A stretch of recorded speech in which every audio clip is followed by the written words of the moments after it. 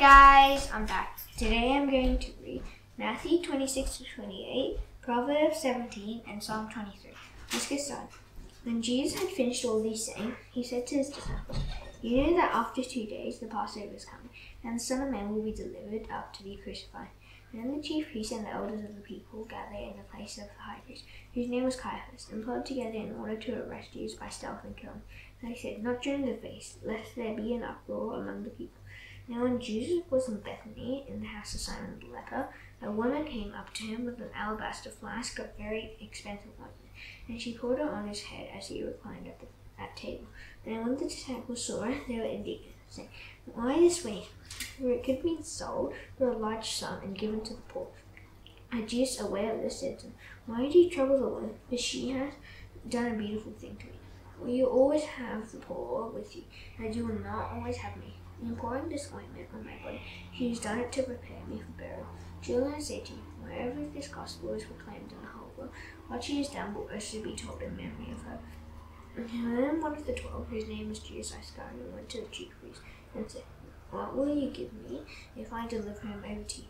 And they paid him 30 pieces of silver. And from that moment he saw an opportunity to betray him. Now on the first day of unleavened bread, the disciples came to Jesus, saying, "When will you have us prepare for you to eat the Passover?" He said, "Go to the sea to a certain man and say to him, 'The teacher said, my time is at hand. I'll keep the Passover at your house with my disciples.'" And the disciples did as Jesus had directed them, and they prepared the Passover. When it was evening, he reclined at table with the 12. And as they were eating, he said, "Truly I say to you, one of you will betray me." And they were very sorrowful and began to say to him, one after another, "Is it I, Lord?" He who has dipped his hand in the dish with me will betray me. The Son of Man goes as it is written of him. But woe to that man by whom the Son of Man is betrayed. It would have been better for that man if he had not been born. Judas, who would betray him, answered, "Is it I, Rabbi?" And he said to him, "You have said so." Now as they were eating, Jesus took bread, and after blessing he broke it and gave it to the disciples, and said, "Take, eat, this is my body." And he took a cup, and when he had given thanks, he gave it to them, saying, "Drink of it, all of you, for this is my blood of the covenant, which is poured out for many of the forgiveness of sins. And I tell you, I will not drink again of this fruit of the vine until that day when I drink it new with you in my Father's kingdom." And when they had sung a hymn, they went out to the Mount of Olives. Then Jesus said to them, "You will all fall away because of me this night. For it is written, I will strengthen the shepherd, and the sheep of the flock will be scattered. Now after I am raised up, I will go before you to Galilee." Peter answered them, "Although they all fall away because of you, I will never fall away." Jesus said to him, "Truly I tell you, this very night, before the rooster crows, you will deny me 3 times." Peter said to him, "Even if I must die with you, I will not deny you." And all the disciples said the same. Then Jesus went to a place called Gethsemane, and he said to his disciples, "Sit here while I go over there and pray." And after talking with him, Peter and the 2 sons of Zebedee began to be sorrowful and troubled. And then he said to them, "My soul is very sorrowful, even to death. Remain here and watch with me." And going a little farther, he fell on his face and prayed, saying, "My Father, if it is possible, let this cup pass from me. And nevertheless, not as I will, but as you will." And he came to the disciples and found them sleeping. He said to Peter, "So could you not watch with me 1 hour? Watch and pray that you may not enter into temptation. The spirit indeed is willing, but the flesh is weak." Again for the second time, he went away and prayed, "My Father, if this cannot pass unless I drink it, your will be done." And again he came and found them sleeping, for their eyes were heavy. And leaving them again, he went over and prayed for the second time, the same words again. Then he came to the disciples and said to them, "Sleep and take your rest later on. See, the hour is at hand, and the Son of Man is betrayed into the hands of sinners. Yes, let us be going. See, my betrayer is at hand." While he was still speaking, Judas came, one of the 12, and with him a great crowd with swords and clubs, and from the chief priests and the elders of the people. And now the betrayer had given them a sign, saying, "The one I kiss is the man. Seize him." And he came up to Jesus at once and said, "Greetings, Rabbi," and he kissed him. Jesus said to him, "Friend, do what you came to do." And he came up and laid hands on Jesus and seized him. And behold, one of those who were with Jesus stretched out his hand and drew a sword and struck the priest servant of the high priest and cut off his ear. Then Jesus said to him, "Put your sword back into its place, for all who take the sword will perish by the sword. Do you think that I cannot appeal to my Father, and he'll once send me more than 12 legions of angels? Now how then should the scriptures be fulfilled, that it must be so?" At that hour Jesus said to the crowds, "Have you come out against a robber with swords and clubs to capture me? Day after day I sat in the temple, teaching, and you did not seize me. Now all this has taken place that the scriptures of the prophets might be fulfilled." Then all the disciples left him and fled. And those who had seized Jesus led him to Caiaphas the high priest, where the scribes and the elders had gathered, and Peter was following him at a distance. As far as the courtyard of the high priest. Going inside, he sat with the guards to see the end. Now the chief priests and the whole council were seeking false testimony against Jesus, that they might put him to death. But they found none, though many false witnesses came forward. At last 2 came forward and said, "This man said, I am able to destroy the temple of God, and to rebuild it in 3 days. And the high priest stood up and said, "Have you no answer to make? What is it that these men testify against you?" But Jesus remained silent. And the high priest said to him, "I adjure you by the living God, tell us if you are the Christ, the Son of God." Jesus said to him, "You have said so. But I tell you, from now on you will see the Son of Man seated at the right hand of power and coming on the clouds of heaven." And then the high priest tore his robes and said, "He has uttered blasphemy. What further witnesses do we need? You have now heard his blasphemy. And what is your judgment?" They answered, "He deserves death." Then they spit in his face and struck him. And some slapped him, saying, "Prophesy to us, you Christ. Who is it that struck you?" Now Peter was sitting outside in the courtyard, and a servant girl came up to him and said, "You also were with Jesus the Galilee." But he denied it before them all, saying, "I do not know what you mean." And when he went out to the entrance, another servant girl said, and she said to the bystanders, "This man was with Jesus of Nazareth." And again he denied it with an oath, "I do not know the man." After a little while, the bystanders came up and said to Peter, "Certainly you too are one of them, for your assassin betrays you." Then he began to invoke a curse on himself and to swear, "I do not know the man." And immediately the rooster crowed. And Peter remembered the saying of Jesus, "Before the rooster crows, you will deny me 3 times." And he went out and wept bitterly. And when morning came, all the chief priests and the elders of the people took counsel against Jesus to put him to death. And they bound him and led him away and delivered him over to Pilate the governor. And when Judas, his betrayer, saw that Jesus was condemned, he changed his mind and brought back the 30 pieces of silver to the chief priests and the elders, saying, "I have sinned by betraying innocent blood." They said, "What is that to us? See to it yourself." And throwing down the pieces of silver into the temple, he departed and he went and hanged himself. But the chief priest, taking the pieces of silver, said, "It is not lawful to put them into the treasury, for since it is blood money." So they took counsel and brought them to the potter's field as a burial place for strangers. Therefore that field has been called the field of blood to this day.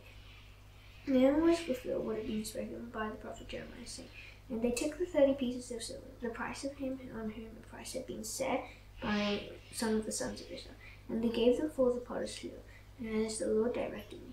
Now Jesus stood before the governor, and the governor asked him, "Are you the king of the Jews?" He said, "You have said so." Jesus said, "You have said so." But when he was accused by the chief priests and elders, he gave no answer. Then Pilate said to him, "Do you not hear how many things they testify against you?" And he gave him no answer, not even to a single charge, so that the governor was greatly amazed. And at the feast the governor was accustomed to release for the crowd any one prisoner whom they wanted. And they had then a notorious prisoner called Barabbas.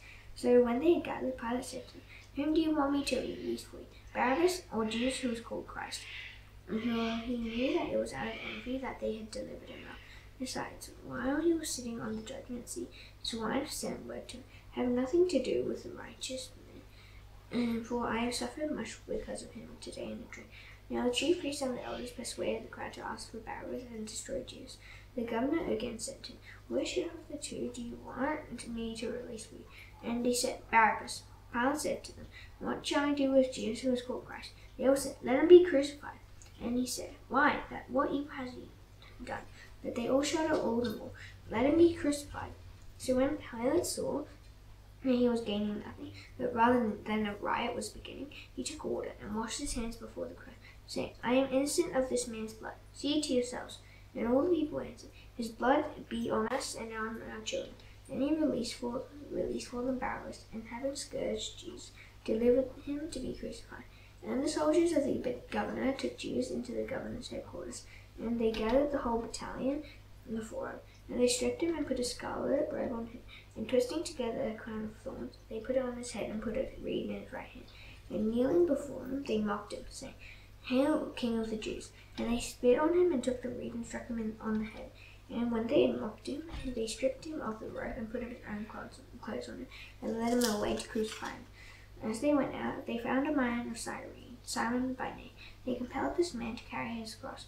And when they came to a place called Golgotha, they offered him wine to drink, mixed with gall, but when he tasted it, he would not drink it. And when they had crucified him, they divided his garments among them by casting lots. Then he sat down and kept watch over him there. And over his head they put the charge against him, which read, "This is Jesus, King of the Jews." And then 2 robbers were crucified with him, one on the right and one on the left. And those who passed by derided him, wagging their heads and saying, "You who would destroy the temple and rebuild it in 3 days, save yourself. If you are the Son of God, come down from the cross, and we will believe in him. He trusts in God. Let God deliver him now, if he desires him. For he said, 'I am the Son of God.'" And the robbers who were crucified with him also revealed him in the same way. Now from the 6th hour there was darkness over all the land until the 9th hour. And about the 9th hour, Jesus cried out with a loud voice, saying, "Eli, Eli, lema sabachthani?" That is, my God, why have you forsaken me?" And some of the bystanders hearing it say, "This man is calling Elijah." And one of them at once ran and took a sponge, filled it with sour wine, and put it on a reed and gave it to him to drink. But the other said, "Wait, let us see whether Elijah will come to save him." And Jesus cried out again with a loud voice and yielded up his spirit. And behold, the curtain of the temple was torn in two, and from top to bottom, and the earth shook, and the rocks were split.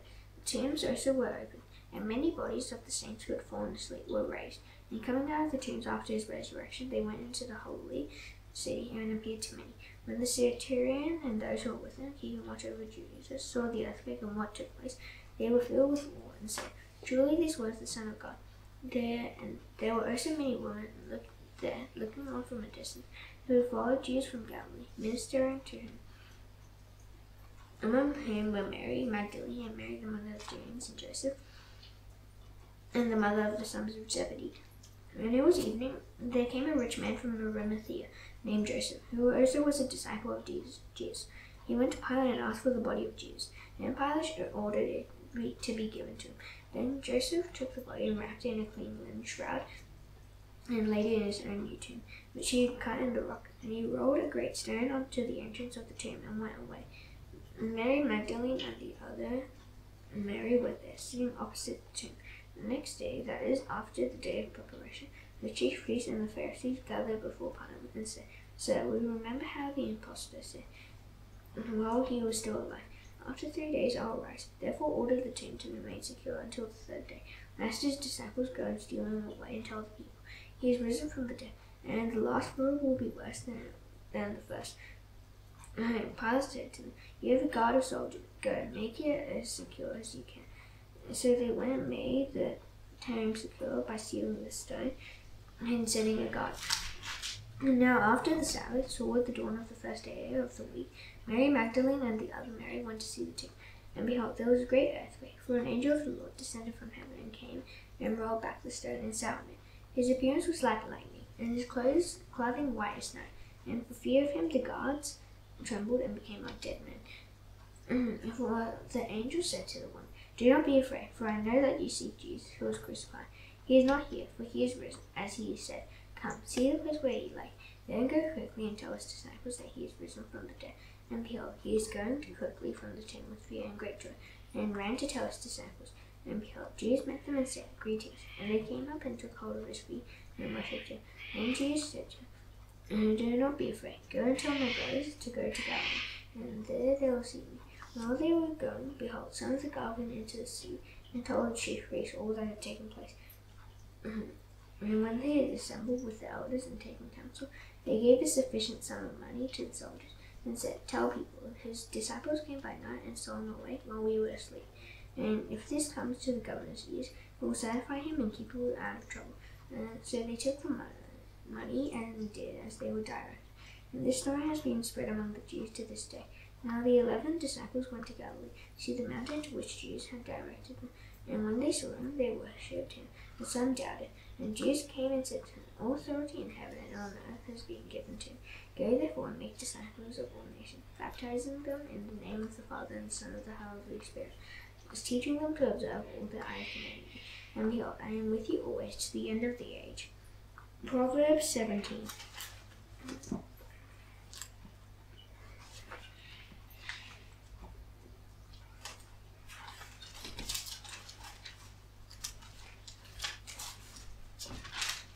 Better is a dry morsel with quiet than a house full of teasing with strife. A stubborn who deals wisely will rule over the son who acts shamefully, and will share the inheritance as one of the brothers. The crucible is for silver, and the furnace is for gold, and the Lord tests hearts. And an evildoer listens to wicked lips, and a liar gives ear to a mischievous tongue. Whoever mocks the poor insults a smith. He who is glad at calamity will not go unpunished. Grandchildren are the crown of the aged, and the glory of children is their fathers. Fine speech is not becoming to a fool, still less is false speech to a prince. A bribe is like a magic stone in the eyes of the one who gives it. Wherever he turns, he prospers. Whoever covers an offense seeks love, and he who repeats a matter separates close friends. A rebuke goes deeper into the man of understanding than 100 blows into a fool. An evil man seeks only rebellion, and a cruel messenger will be set against it. Let a man meet a she-bear robbed of her cubs, rather than a fool in his flock. If anyone returns evil for good, evil will not depart from his house. The beginning of strife is like letting out water, so quick before the quarrel breaks out. He who justifies the wicked and he who condemns the righteous are both alike an abomination to the Lord. Why should a fool have money in his land to buy wisdom, when he has no sense? A friend loves at all times, and a brother is born for adversity. One who lacks sense gives a pledge, and puts up security in the presence of his neighbor. Whoever loves transgression loves strife, and he who makes his door high seeks destruction. A man of crooked heart does not discover good, and one who with a dishonest tongue falls into calamity. He who sighs a fool gets himself sorrow, and the father of a fool has no joy. A joyful heart is good medicine, and a crushed spirit dries up the bones. The wicked accepts a bribe and seeks to pervert the ways of justice. No discerning sets his face toward wisdom. The eyes of a fool are on the head of the earth. A fool's son is grief to his father, and a bitterness to her born. To impose a fine on the righteous man is not good, nor to strike the noble for their uprightness. Whoever restrains his words has knowledge, and he who has a cool spirit is a man of understanding. Even a fool who keeps silent is considered wise. When he closes his lips, he is deemed intelligent. Psalm 23.